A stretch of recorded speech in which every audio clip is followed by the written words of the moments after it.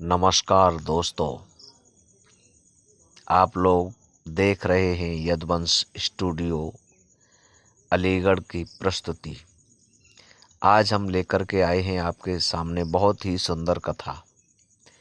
जैसा कि आज हम अपनी बहन बेटियों को आशीर्वाद देते वक्त कहते हैं कि आप माता अनुसुईया, सावित्री, गार्गी जैसी बनो, जो पतिव्रत धर्म निभाने में श्रेष्ठ भारत की नारियों में इनकी गिनती आती है। ऐसे ही आज हम एक बहुत सुंदर सती कौशिकी, जो अपने पतिव्रत धर्म में श्रेष्ठ माता थीं, आज हम उन्हीं की कथा को सुनाने के लिए जा रहे हैं कि आखिरकार माता सती कौशिकी ने अपने पति के प्राणों की रक्षा कैसे की, उन्हें दोबारा से जीवन दान किस प्रकार से दिलाया। तो आइए गौर करते हैं कहानी की तरफ। ज़रा ध्यान से सुने। आज की कहानी बहुत ही मार्मिक और धार्मिक है। इससे माताओं को बहुत कुछ सीखने के लिए मिलता है। कहा है कि प्राचीन समय में एक सती थी, उनका नाम कौशिकी था। उनके पति का नाम कौशिक था, जो कि पैर से अपंग थे। वह चल फिर नहीं पाते थे। इसलिए जब कौशिक को कहीं जाना होता था तो उनकी पत्नी कौशिकी उन्हें अपनी पीठ पर लाद कर ले जाया करती थी। अब आप खुद अंदाज़ा लगा लीजिएगा कि आखिरकार वो सती कैसी होंगी, जो अपने पति की सेवा में सदैव तत्पर रहा करती थी। जो पति अपने पैरों से चल नहीं सकता, अपने पति को अपनी पीठ पर लाद करके ले जाया करती थी।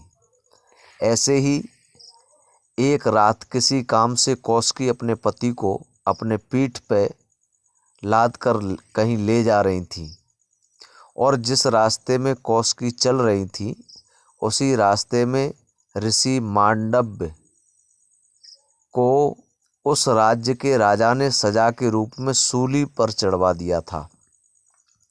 जब मांडव ऋषि को सूली पर चढ़वा दिया था तो कौशिकी उसी रास्ते से गुजरी, तो धोखे से कौशिक का पैर यानी उनके पति का पैर ऋषि मांडव्य को लग गया। जहाँ रास्ता में लेटे हुए थे ऋषि मांडव्य, उनके महाराज कौशिक का पैर लग गया। ऋषि मांडव्य वैसे सिद्ध पुरुष थे, इसलिए सूली पर चढ़ाने के बावजूद भी उनकी मृत्यु नहीं हुई थी। जब कौशिकी का जो पति था कौशिक, उसका पैर ऋषि मांडव्य को लगा, तो ऋषि मांडव्य ने कौशिक को श्राप दे दिया और श्राप में कहा कि जिस अधम ने मुझे पैर मारा है, वह कल का सूर्य नहीं देख पाएगा।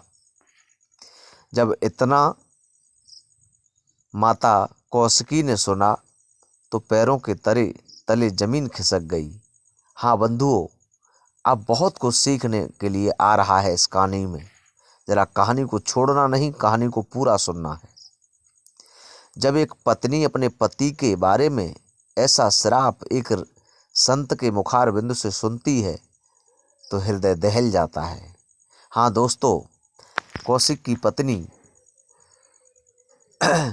श्राप सुनते ही मांडव ऋषि को अपने पति के अपंगता के बारे में बताने लगी और कहने लगी, महाराज, ये जो पैर लगा है आपके शरीर से, वो मेरे पति का पैर लगा है। वो अपंगता के बंधन में हैं और अपने पैरों से वो चल फिर नहीं सकते हैं। परंतु मांडव ऋषि ने कहा कि मेरा श्राप वापस नहीं होगा देवी, लेकिन अगर तुम कुछ उपाय पूछना चाहती हो, अब तो जो होना था वो हो गया, क्योंकि संतों का कहा हुआ वचन मिथ्या तो नहीं जाएगा। लेकिन आपको मैं सुझाव जरूर दूंगा। आप एक काम करो, माता पार्वती का ध्यान करो, प्रार्थना करो, और जब माता पार्वती खुश हो जाएंगी तो वो आपके लिए निश्चित ही कोई ना कोई उपाय जरूर बताएंगी।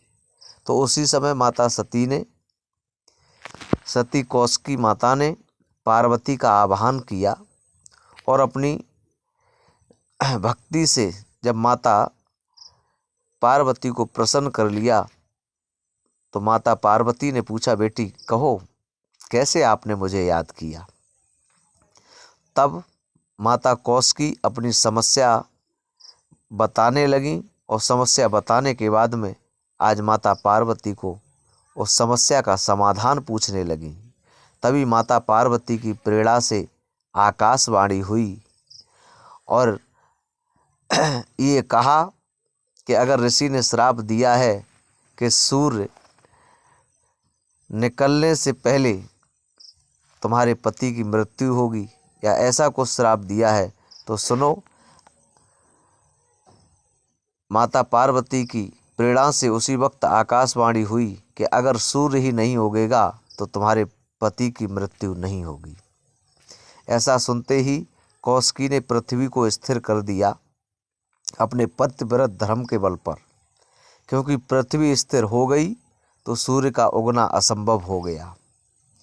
कई दिन बीत गए, सूर्य नहीं उगा, जिससे पृथ्वी में हाहाकार मचने लगा। तब सभी देवता माता अनुसुईया के पास पहुँचे। माता अनुसुईया ने माता पार्वती की प्रेरणा से देवताओं को आश्वासन दिया कि वह पृथ्वी को संकट से निकाल लेंगी और इसके बाद माता अनुसुईया सती कौशिकी के पास गईं। जैसे ही माता अनुसुईया सती कौशिकी के पास आईं तो सती कौशिकी ने माता अनुसुईया का बहुत सत्कार किया। सती कौशिकी ने माता अनुसुईया को देखा तो उन्हें देखकर वो अपनी पीड़ा नहीं रोक सकी और उनके सामने रो रो कर गिड़गिड़ाने लगीं, अपने पति का दुख और वो पीड़ा माता अनुसुईया के सामने व्यक्त की। क्योंकि सती कौशिकी भी जानती थी कि सूर्योदय को बहुत दिनों तक नहीं रोका जा सकता है।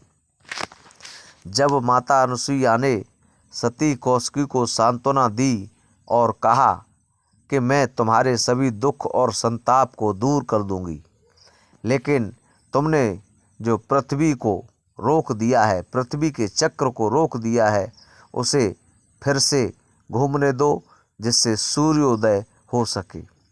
क्योंकि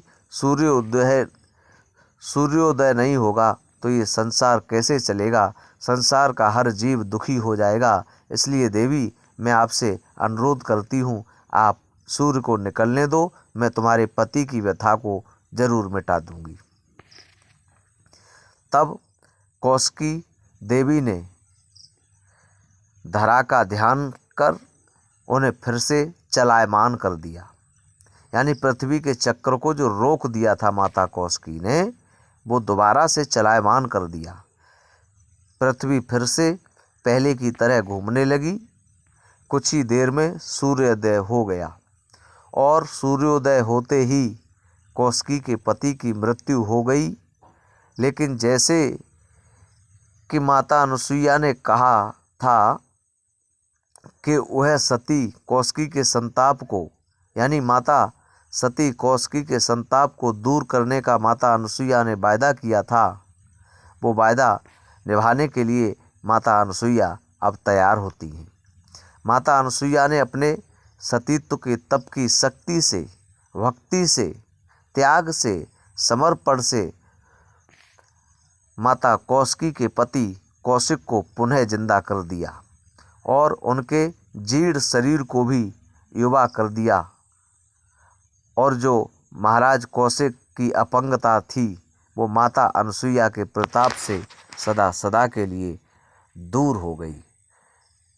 तो देखिए, माता कौशिकी ने अपने मरे हुए पति को दोबारा से जीवन दान दिलाया और एक पतिव्रत धर्म के बल पर माताओं, बहन भाइयों, उस माता ने अपने पति का सब दुख दूर किया और अपने पतिव्रत धर्म के बल पर आज दुनिया में नाम किया।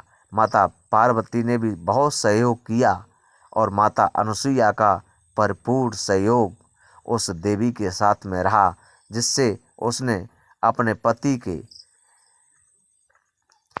सारे दुख तो दूर किए ही, लेकिन दोबारा से उन्हें जीवन दान दिलाया।